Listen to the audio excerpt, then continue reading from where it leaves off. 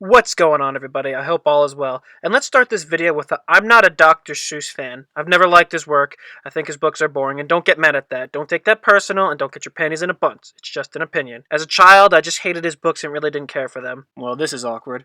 How do you move on after making a statement like that? Well, I can guess I could start with another unpopular opinion.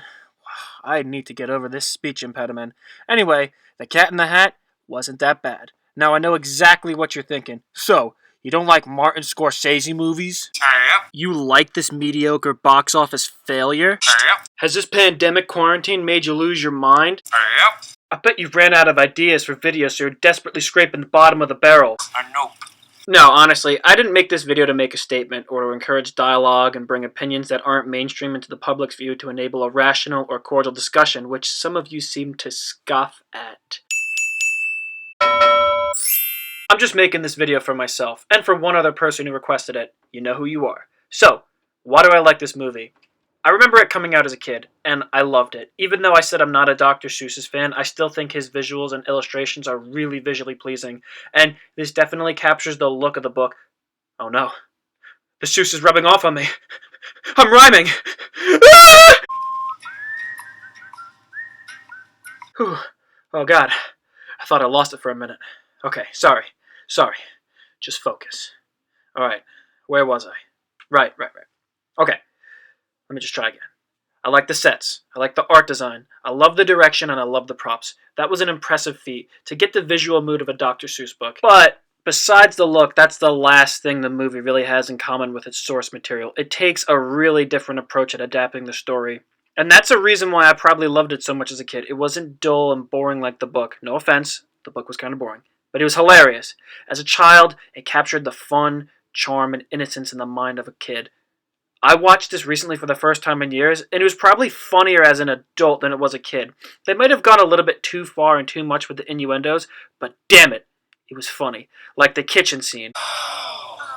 Cat, your tail. What about it? Oh, I see. I've chopped it off. Well, that's interesting because... Son of a bitch! Who is this? Oh. That's my mom. Awkward. Judas Priest, I can't believe what I'm seeing. And many more. So it's funny for adults and for children. And Mike Myers, wow. I know Myers is a jerk in real life, and his on-set behavior was notorious for being rude. A monster? Where? But he was so funny. His cringeworthy and awkward over-enthusiasm somehow worked in making you laugh and being able to have a good time. Oh, yeah! His voices and impersonations were hilarious. His facial expressions and overacting was feline nominal. I'm really sorry for that terrible pun. I also think the child actors were great. They brought the innocence and adorableness. So what do we do? Well, there are two treatments I'd recommend. One is a series of painful shots injected into your abdomen and kneecaps. And the other involves a musical number. Me, me, me, meow. How many shots? How many shots? Aren't you precious?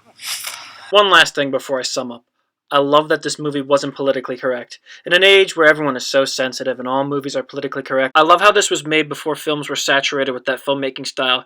This movie made fun of a hippie culture in the most funny, ridiculous way. That wouldn't happen in today's Hollywood. Okay, now for the summary. This movie is a blast for all ages and the whole family. It captures the nostalgia and sentimental feeling of being a kid. It has the stuff to have them entertained, and the hidden adult jokes that keep the grown-ups laughing enough to finish the movie. I know it's been panned and hated by audience and critics, and the widow of Dr. Seuss, who was so appalled with the film that she forbade any further live-action adaptations of her late husband's work. And I can totally understand and respect why she and the real Dr. Seuss fans feel that way, because this wasn't a faithful retelling of the beloved children's classic, and it's semi-inappropriate. Dirty hoe. I'm sorry, baby. I love you. Come on, cat. But again, I really enjoyed this movie, and I can say it's among one of my favorite childhood movies. I can also say that I know a couple people who agree, because seeing the actors break the fourth wall and being really goofy was comedy gold.